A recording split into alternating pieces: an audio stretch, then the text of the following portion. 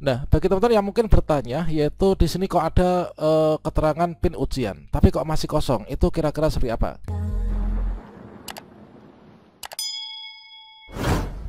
Sobat calon guru semuanya, saat ini tentunya teman-teman pendaftar CPNS 2024 sudah bisa mencetak kartu peserta ujian. Untuk persiapan nanti kita ikut SKD ya. Termasuk juga teman-teman pelamar CPNS Kementerian Agama 2024 pun juga demikian.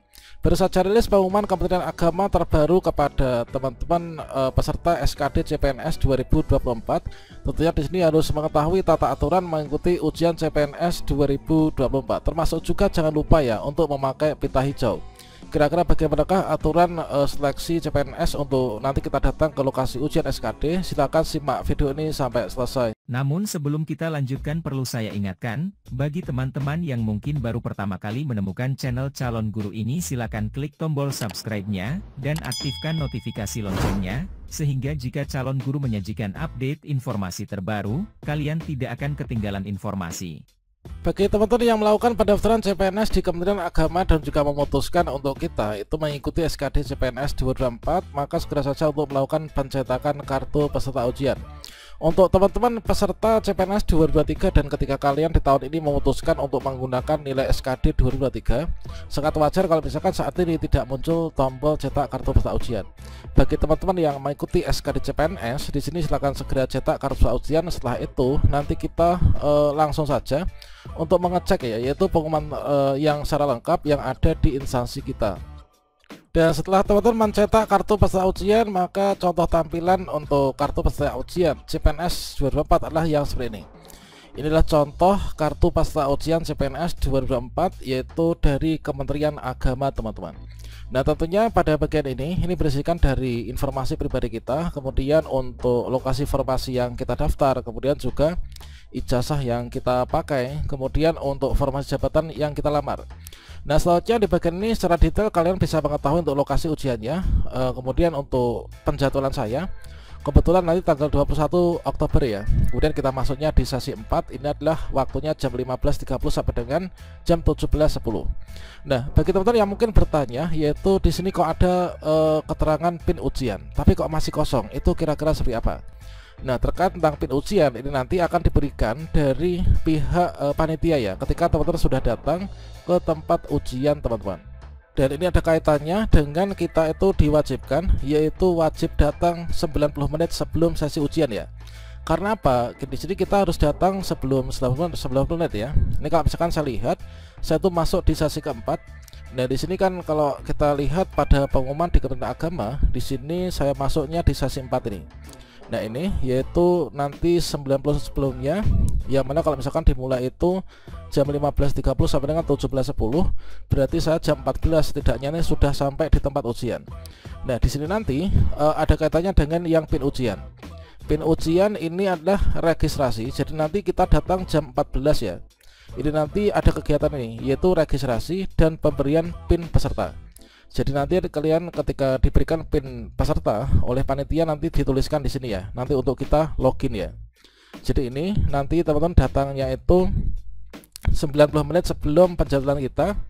Karena nanti ada rangkaian kegiatan harus kita ikuti ya, yaitu registrasi dan pemberian PIN peserta, kemudian penitipan barang, body checking, peserta masuk ruang tunggu steril, dan juga perpindahan peserta dari ruang steril ke ruang ujian.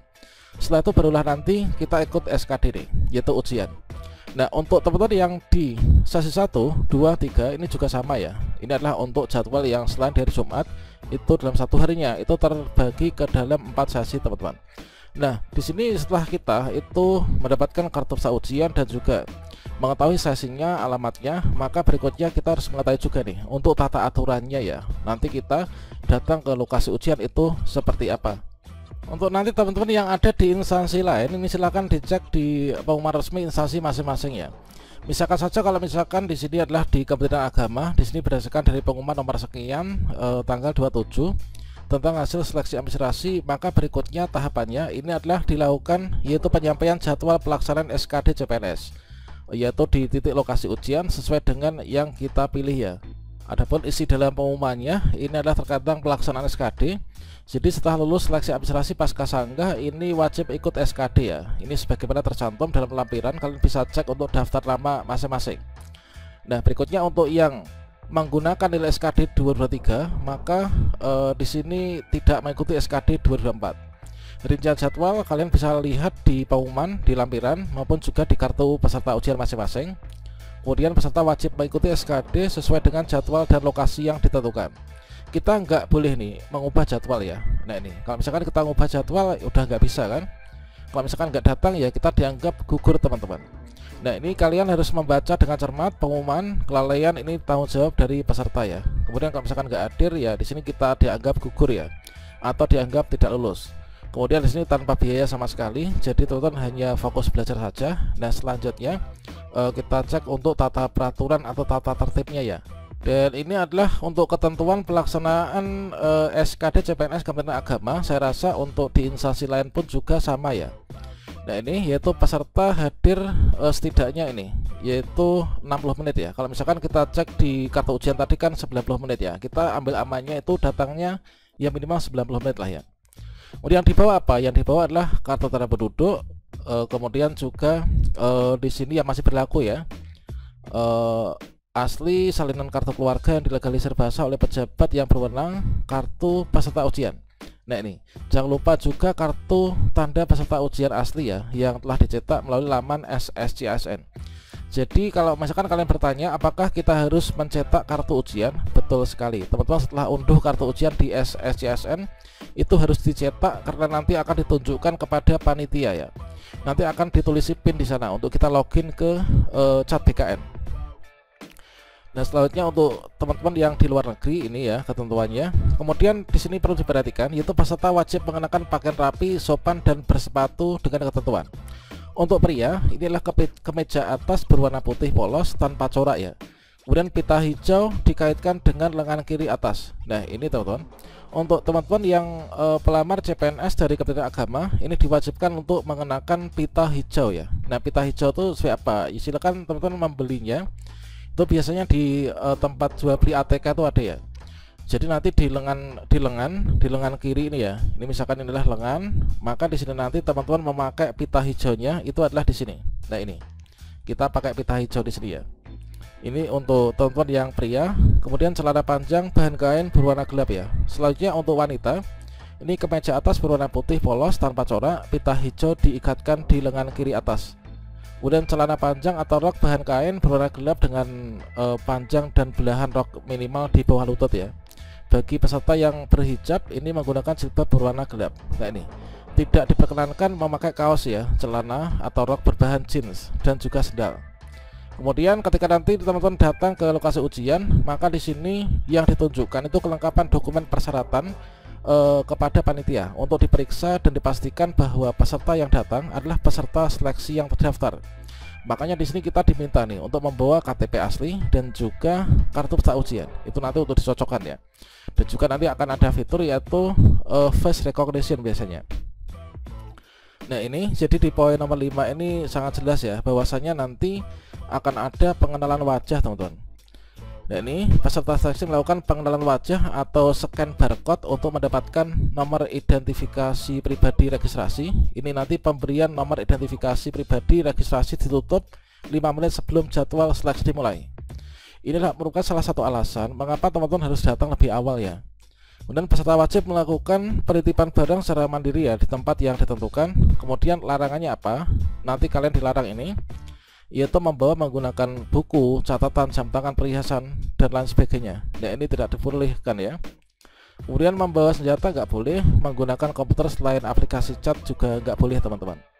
Nah ini kemudian bertanya kepada temannya ini juga nggak boleh ya. Nah ini menerima memberikan sesuatu kepada peserta lain tanpa seizin panitia ini nggak boleh, nurun nggak boleh ya. Kemudian keluar ruangan seleksi kecuali mendapatkan izin ini juga nggak boleh. Nah sebaiknya di sini ketika kita mau maju ke ruang SKD ini sebaiknya kalau misalkan ingin ke belakang ya ke belakang dulu gitu ya supaya nanti nggak mengganggu jalannya ini ujian. Membawa makanan minuman ini nggak boleh, merokok nggak boleh, kemudian menyebarkan soal nggak boleh ya di media sosial ini nggak boleh. Jangan membagikan FR-FR-an ya sekarang ya. Nah ini melakukan tindakan kecurangan nggak boleh. Peserta wajib mendengarkan pengarahan panitia sebelum pelaksanaan ujian. Peserta selama ujian wajib melapor apabila ada keluhan kesehatan. Kemudian peserta dapat keluar dari ruangan apabila sudah menyelesaikan soal seleksi dan sudah mencatat hasil skornya, serta dapat izin dari tim pelaksana. Jadi ketika teman-teman nanti ujian itu langsung otomatis akan keluar nih untuk hasil SKD-nya itu nanti berapa. Selain itu juga nanti akan bisa dicek yaitu secara live ya ada di akunnya BKN.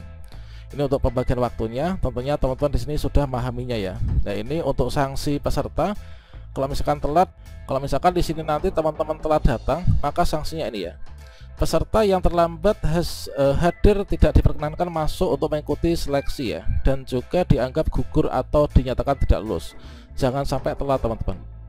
Peserta yang tidak membawa kelengkapan dokumen persyaratan dan atau terbukti memberikan dokumen palsu tidak diperkenankan mengikuti seleksi dan dianggap gugur atau tidak lulus. Peserta yang melanggar ketentuan pelaksanaan SKD tidak diperkenankan mengikuti SKD dan dianggap gugur ya atau tidak lulus. Jadi teman-teman silakan dipelajari untuk tata aturan yang ada di instansi masing-masing.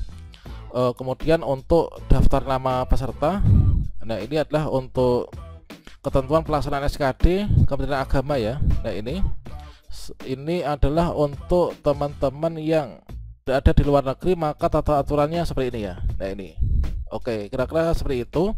Jangan lupa nanti teman-teman kerjakan dengan sungguh-sungguh. Yang paling jelas itu untuk apa saja yang harus dibawa, itu dibawa ya. Jangan sampai teman-teman itu nanti datangnya telat. Oke, demikian, semoga sukses untuk kita semuanya, lulus semua ya di CPNS tahun ini. Wassalamualaikum warahmatullahi wabarakatuh.